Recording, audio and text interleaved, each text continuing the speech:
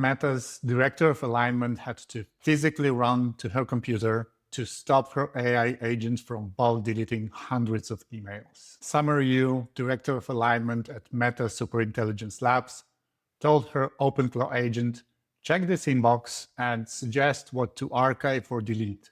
Don't do anything until I say so. The agent had been working fine on her test inbox for weeks. But when she pointed it at her real inbox with thousands of messages, the context window filled up. The agent compressed its history. And that don't do anything until I say so instruction, given in chat, not saved to a file, disappeared from the summary. The agent went back to autonomous mode and started deleting emails while ignoring her stop commands. In her own words, it was a rookie mistake, and turns out that alignment researchers aren't immune to misalignment. Whether or not compaction was the only problem, the lesson is the same. Safety rules given in chat don't survive long sessions. If Meta's director of alignment can lose control of her agent because instructions given in conversation didn't survive compaction, then it can happen to you too. Unless you understand how memory actually works. And that's what this video is about. I want to be clear. Compaction is normal. The problem is relying on chat instructions to stay alive in long sessions. Prompts are not enforcement. For real safety, you still need permission gates and tool restrictions. Full disclosure, I'm one of the maintainers of the OpenClaw codebase, so I'm going a little bit deeper than most guides, but everything here is based on public docs, on codebase, it's open source, on GitHub issues, and my own more than 2 months of running this system daily. Before we go deep, here are the 3 things that matter most. Do just these 3, and you're ahead of like 95% of OpenClaw users. 1, put durable rules in files, not in the chat. Your memory MD, your agents MD files, those survive compaction. Instructions type in conversation, I wouldn't rely on that. 2, check that the memory flush is enabled and has enough buffer to actually trigger. OpenClaw has a kind of a built-in safety net that saves contact before compaction. But most people never check if it's even working or give it enough room to fire. And 3, make retrieval mandatory. Add a rule to your agentsmd file that says search memory before acting. Without it, the agent guesses instead of checking its nodes. Now let me explain why those 3 work and the full system I've built on top of them. Most people think of memory as one thing. It's actually 4 different systems, and they fail in different ways. Knowing which layer broke is 90% of fixing it. Layer 1 is bootstrap files. These are your workspace files, the Soul MD, the Agents MD, the User MD, Memory MD, Tools MD. They are loaded from disk at session start, and they do survive compaction because they are reloaded from disk and not from conversation history. This is the most durable layer. Layer 2 is the session transcript. Every conversation is saved as a file on disk. When you continue a session, this transcript is rebuilt into context. But when the context window fills up, this transcript gets compacted. A compact summary replaces the detailed history. At this point, the model cannot see the original messages anymore, even though the raw transcript file is still on disk. Layer 3 is the LLM context window. This is the fixed size container where everything competes for space. System prompt, workspace files, conversation history, tool calls, tool results, all of that in one 200,000 token bucket. When it fills, compaction fires. And layer 4, the retrieval index. This is a searchable layer that sits beside your memory files. The agent can query it with memory search tool to find relevant context from your past sessions. But this only works if information was written to files first. When your agent forgets something, it's always one of 3 things. Think of those as a diagnostic checklist. First failure mode is that it was never stored. The instruction, the preference, or the decision, it only existed in the conversation and it was never written to a file. And when compaction fires or a new session starts, it's gone. And this is what happened to SummerU, and this is the most common cause by far. Second failure mode is when the compaction changes what's in context. For example, when a long session hits the token limit, the compaction summarizes the old messages. And the summary can be lossy. It can drop important details, drop some new ones, or specific constraints. And the agent now operates from the summary and not from your original words and instructions. And the third failure mode happens when session pruning trims tool results. Tool outputs like file reads, browser results, API responses are trimmed by session pruning to optimize caching. So a quick exercise to understand which failure happens when.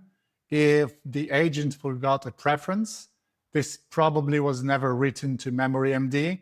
That's failure A. If the agent forgot what a tool returned, that's likely pruning, and that's failure C. If the agent forgot the whole conversation thread, that's compaction or session reset, so that's failure B. And there are fixes for all of those failures, and I'll show exactly how to do it. Most guides and most users mix up compaction and pruning, and they are completely different systems. Compaction summarizes your entire conversation history into a compact summary, and it changes what the model sees from that point forward. It's triggered when the context window fills, and it affects everything.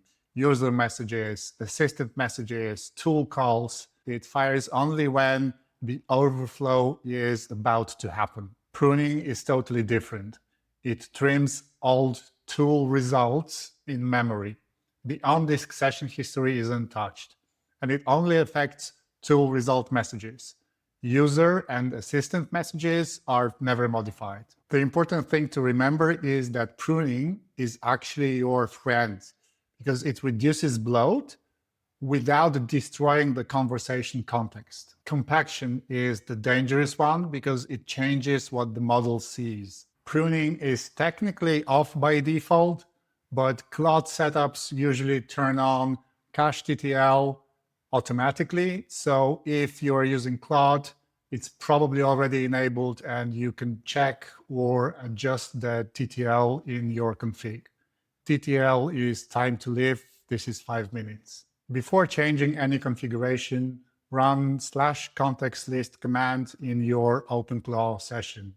This is the fastest way to diagnose why memory isn't sticking. This is the sample output. I'll show mine in a second, but here's what you have to check. Is your memory MD actually loading? If it shows that it's missing or isn't listed, it's not in context. Is anything showing truncated? For example, tools MD here. The maximum per file is 20,000 characters. And if something is more, then this is truncated. And for example, in this case, more than half of tools MD is invisible to the agent. This is my output. So maximum per file is 20,000 characters and maximum total is 150,000 characters. Important thing to check here is that the raw number of characters in the file is equal to injected number of characters in the file. This means then that everything is in context and the agent actually sees what's inside all of those files. If files are being truncated, you can adjust the limits in the configuration, for example, the per file limit or the combined limit. The defaults are 20K characters per file and 150K combined. And remember that these are character counts, not tokens. So for example, 150K characters is about 38,000 tokens. And if a file or part of the file is not in context, it has zero effect on the agent. So before doing anything else when checking memory issues, always start with analyzing the output of /context list command in here. Now let me walk you through exactly what happens when compaction fires. First, your context fills up with messages and tool outputs. And as it approaches the threshold, the pre-compaction memory flush kicks in. That's when the agent automatically saves important context to disk before compaction starts without you seeing this happen. Then auto-compaction fires. The model summarizes all the conversation into a compact summary, and from that point on, future requests use the summary plus the recent messages and not the full raw history. The model in this conversation effectively loses access to all the original detailed messages. Now, there are two paths that compaction can take. This is the good path, the maintenance compaction. Context is nearing the limit, the memory flush fires first, saves important context to disk, compaction summarizes the old history, and the agent continues with the summary. This is the path that our configuration optimizes for. But there's also a bad path. This is when compaction needs to recover from overflow. It happens when the context gets too big and the API rejects the request. And we are already past this point, so the memory flush doesn't happen. So now OpenClaw is in damage control. It compresses everything at once just to get it working again. There's no memory flush, no saving important stuff to disk first. And that's when you lose the most control. And the entire point of the headroom configuration that I'll show you in the next part is to stay on the good path and avoid the bad one. Now, what survives or doesn't survive compaction? Here's what you should assume gets lost in compaction. Instructions that you only gave in chat. Preferences or decisions mentioned mid-session, older images, old tool results, or exact wording and nuance of earlier messages. Here's what does survive. All the workspace files like SoulMD, AgentsMD, UserMD, MemoryMD, ToolsMD, also daily memory logs when accessed via search, and anything that the agent wrote to disk before compaction happened. That's the flush. One thing to know is that compaction doesn't touch your most recent messages. Roughly the last 20,000 tokens stay exactly intact. And here's the single most important principle of OpenClaw memory. If it's not written to a file, it doesn't exist. Now, nobody has 100% solved memory in AI agents yet. What I'm about to show you is a system that I've refined over a couple of months of daily use, and you can set it up once and it compounds from there. Everything here that I will be describing is principle-based. So even as OpenClaw evolves, the why behind each layer doesn't change. And no single mechanism is enough. You need all three working together. Pre-compaction memory flush. This is the most important config change that I can give you today. The flush is already built in and it triggers a silent agentic turn before compaction, reminding the model to write anything important to disk. The bad news is that most people don't realize that it even exists, don't verify that it is active, and many setups accidentally disable it with default thresholds that are too tight. I'll show you the configuration so you understand what each setting does. Don't copy this from memory. Use the latest version linked in the description. What matters most is understanding why these settings matter. Reserve tokens floor 40,000. The concept here is headroom. You want enough reserved space for memory flush turn and the compaction summary without hitting overflow first. So staying on the good path and not overflowing into the bad path. The flush triggers at the context window minus reserve floor minus soft threshold. So for example, with 200,000 context window and our configuration here, that's 200,000 minus 40,000 and minus 4,000 equals 156K tokens. And the docs currently show slightly different example defaults. Some show 20,000 here, others 24,000. So don't treat any single number as gospel. I use 40,000 as a practical starting point after testing it for quite a few weeks. If you rarely use big tools, you can run lower. If you read large files or web snapshots regularly, you can go higher. The exact number matters less than the principle. And the principle is to give the flush enough room to fire before the overflow. Memory flush enables true. This should be on by default in recent versions, but verify in your config. Soft threshold tokens, 4,000. This is how far before the reserve flow the flush triggers. Default is 4,000, and that's fine for most setups. And the automated flush is a safety net. This is not a guarantee. The agent might not save everything important. And that's why we need the other two layers. The second layer is manual memory discipline.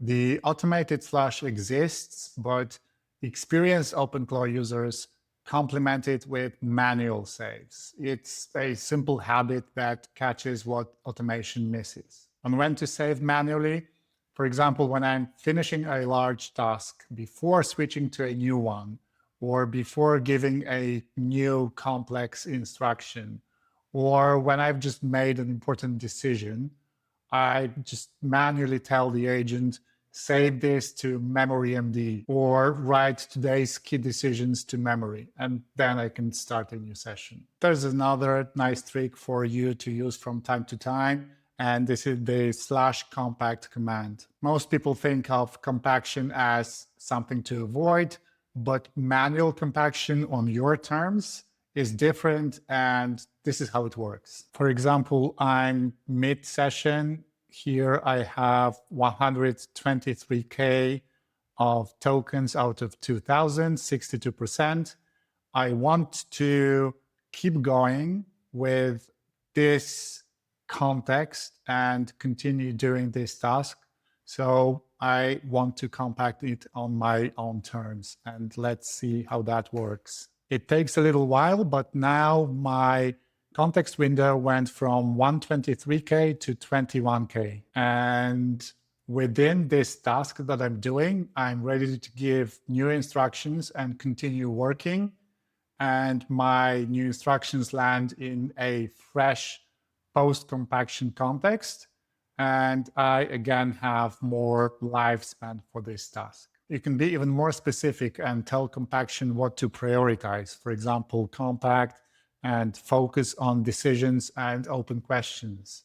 And this guides the summarizer to preserve the most relevant details from what you told it to. But if you wait until you get close to context overflow, you can get stuck in a situation where /compact command also fails. At that point, your only option is a new session. And why do we need both manual and automatic? The automated flush fires at a token threshold. So it's timing based. It's not relevance based. And your manual saves are relevant based when you know that something important just happened and you have more control over it. And together, they cover both cases. The file architecture is where everything comes together. So let's see where the files are in the workspace. The workspace is split into two categories. The bootstrap files like SoulMD, agents, user, memory, tools, or heartbeat. These are loaded into context at every session start, and they survive compaction because they are reloaded from disk at every turn. And then there's the memory directory in your workspace. These are your daily logs. These aren't bootstrap injected. The memory system usually reads today plus yesterday automatically, and everything else is pulled in on demand by our memory search or memory get tools. One thing worth knowing is that sub-agent sessions, when the agent calls sub-agents to do different tasks, those only inject agentsmd and toolsmd, and the other Bootstrap files are filtered out.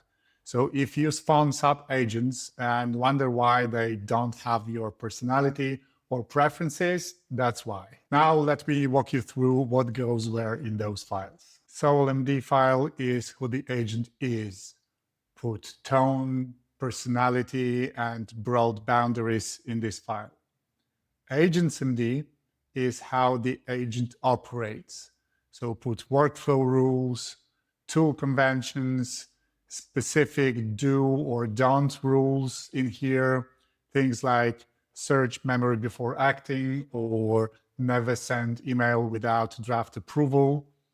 And a simple rule to distinct those two. So character goes in soul, process goes in agents. One useful tip that I discovered after lots of testing: negative instructions are often the most valuable. So when the agent does something annoying or wrong, add a rule so that it does not happen again.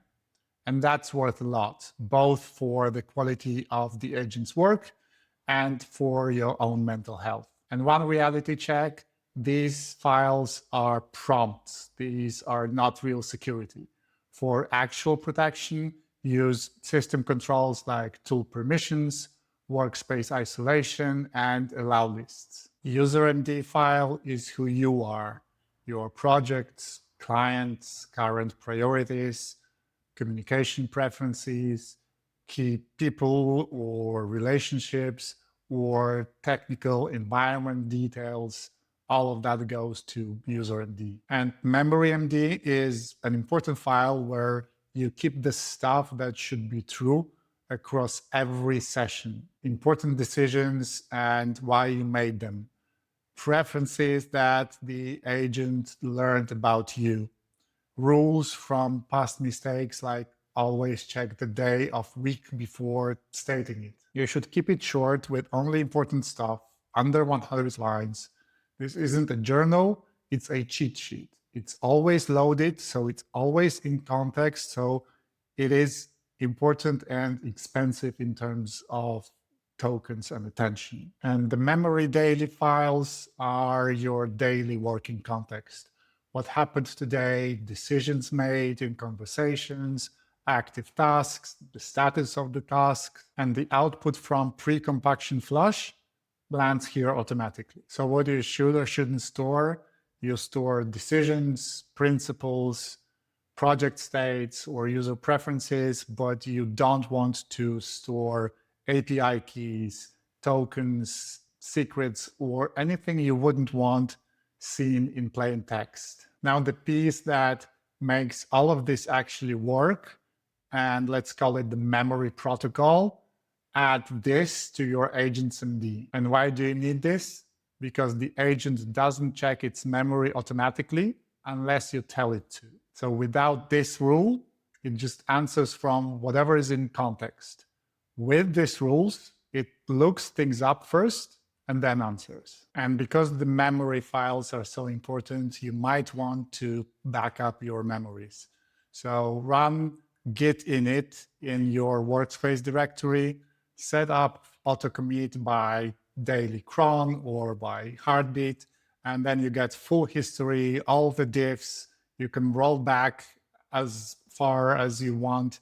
Just make sure that you do not include the credentials folder or OpenClaw.json file into the repo, because those contain API tokens, API keys, so you don't want to commit them to GitHub. And one last thing on memory hygiene: over months, daily logs accumulate and MemoryMD can become quite large. And remember the Bootstrap file truncation limits? We want to stay within them. And the way to handle it is simple. So daily, you append to the daily log, and that happens automatically. And weekly, what's important is to promote durable, important rules found out during that week or decisions from daily logs, promote those into memory MD. And you can set up a weekly cron job to analyze the last 7 days of memories and run this automatically for you every week. And what's important is to keep memory MD files short. During that weekly cron job, you can decide that anything that doesn't need to be in every session or is out of date or is not important anymore, you can remove that and replace it with whatever is important or current at the moment. And the rest can live in the daily logs, and the agent will find that through search when it needs it. This is just the most important stuff that is always loaded into the context window. Okay, so by this point, we took care about putting our memories into files and storing them permanently. But memory files are useless if the agent cannot find the information in them. So this section is about retrieval now. OpenClaw has 2 tools for memory access. The first is memory search. It searches across your memory files, memory MD, daily logs, everything in the memory directory. You can configure hybrid search, so it uses both keyword and meaning-based matching. That way it can find the pricing decision, for example, even if you wrote, we picked that $29 tier. There's also an alternative backend called QMD that I'll cover in a minute. Same tool, but different engine under the hood. And memory get, which reads a specific memory file directly. Here's the rule you want in AgentMD. Before doing anything non-trivial, search memory first. And that shifts the agent from I'll guess based on provided context to I'll check my notes before I act. There are a couple tracks or a couple ways how to retrieve memories and files. And I'm going to present this as a decision tree, not like a pile of options. Pick one and go, and you should be good. The first track is built-in memory search, and this is the default. This is easiest to set up, and you should probably start here. A variation of track A is A+, where you add extra paths. This could be extra directories or nodes or project folders living outside the workspace of OpenClaw, so that you can find information from your own files and knowledge base. And then track B is more advanced QMD, when you have thousands of files and you need it to be fast. Let's look at those in detail. The built-in system indexes memory MD and everything in the memory directory automatically. It watches for file changes and rebuilds the index. No separate installation needed. The local embedding model downloads automatically the first time you use it. Now, what does hybrid search mean? Which is enabled here. When you search your memory files, there are 2 ways to match. So keyword search finds exact words. So if you search for pricing, it finds files containing pricing. But if you wrote, we picked that $29 tier, and later search for price decision, keyword search misses that. And that's where embeddings come in.